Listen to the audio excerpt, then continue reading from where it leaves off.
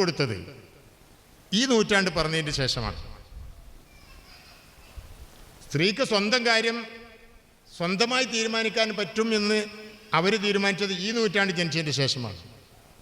സ്ത്രീക്ക് ആത്മാവുണ്ട് എന്നവർ അംഗീകരിച്ചത് ഈയിടെയാണ്. എന്നിട്ട് അവർ ഇസ്ലാമിനെ ആക്ഷേപിക്കുകയാണ്. ആയിഷ ബീവിക്ക് ചെറിയ കുട്ടിയായിരിക്കുമ്പോൾ കല്യാണം ചെയ്തു.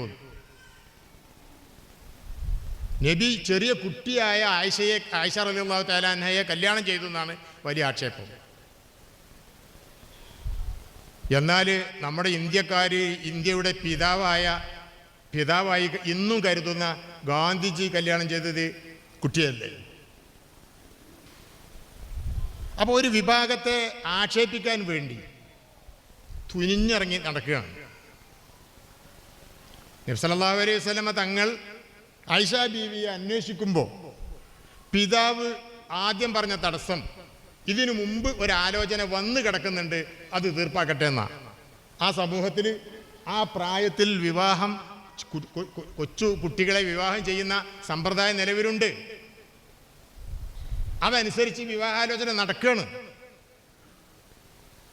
ചരിത്രം പറയുന്നതനുസരിച്ച്, നമ്മൾ കാണുന്നതനുസരിച്ച് ആയിഷ ബീവിയെ അന്വേഷിച്ച് നബി സല്ലല്ലാഹു അലൈഹി വസല്ലം തങ്ങൾ ചെല്ലുന്നത് അത് രണ്ടാം അന്വേഷണമാണ്. ഒന്നാം അന്വേഷണം ആ നാട്ടിലുള്ള വേറെ ഒരു പ്രമുഖ കുടുംബത്തിൽ നിന്ന് നടന്നുകൊണ്ടിരിക്കുകയാണ്.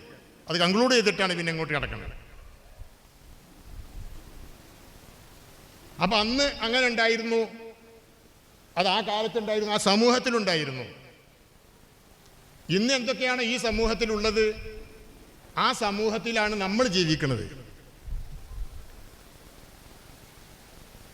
ഇപ്പം നമ്മളിവിടെ ഇരിക്കുന്ന കുറേ ആൾക്കാർ ഈ ഭാഗത്ത് ഡിഗ്രി കഴിഞ്ഞ് PG കഴിഞ്ഞ് ഇനിയും കല്യാണം നടക്കാത്ത പെൺകുട്ടികളാണ് ഇരിക്കുന്നത്. ഇവിടെയും ഒരുപാട് ആൾക്കാർ കല്യാണം ചെയ്യാത്തവരുണ്ട്, കല്യാണം ചെയ്തവരുണ്ട്.